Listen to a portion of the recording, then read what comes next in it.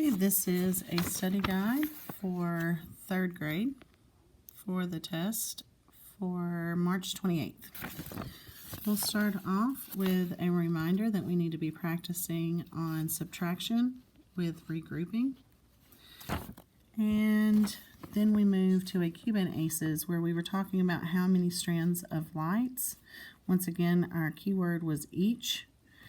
The answer statement, there were blank strands of lights. So we would go to 9 trees. Each had 6 lights on them. That important word is each. So we would do 9 times 6 equals 54, and we would fill that into our answer statement.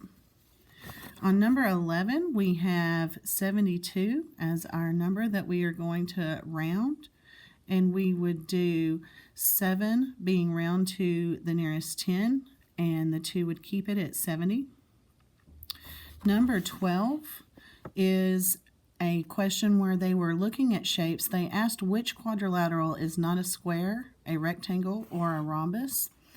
We talked about how squares, rectangles, and rhombuses all have 2 pair of parallel sides, and that the only other shape that was left was a trapezoid, and it only had 1 pair of parallel sides. Number 14 is a question of addition, so just practice those. Make sure they're writing down the numbers correctly, and make sure that they are practicing those. Number 4 is a fast fact times 10. I tell them to just make sure they're doing digit times digit, and then bringing the 0 down. On number 5, that's one of those ones where they have to make sure that they are doing 2 equations.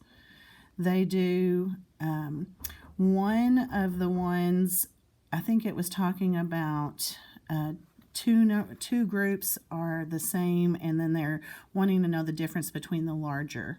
So they would take the 2 smaller ones and add them together, and then subtract the 2 smallers from the largest and find the difference. On number 7, it's a fast fact. Number 12 is another one of those cube and aces. So they would say how much or how many liters of water did it waste in 5 days? So it was 5 liters of 5 days. It said every day, and we talked about how every day would be each day, and they would need to multiply.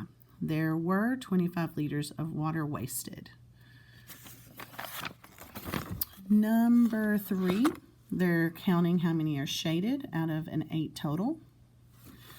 Number 4, it asked about which one of the groups would equal 4 times 8. The first number would be groups, and the second number would be of 8. So we're looking for groups coming down of 8. Whoops, sorry. So it would be groups coming down and then going across for 8. So 4 by 8. The next one is a rounding one. And then we have number 9. And this is a question about time. So another example could be something like Terry called her grandma at 7:30. She asked for her to call her back in 15 minutes. So we're looking for something about where we're adding 15 minutes to a certain amount of time.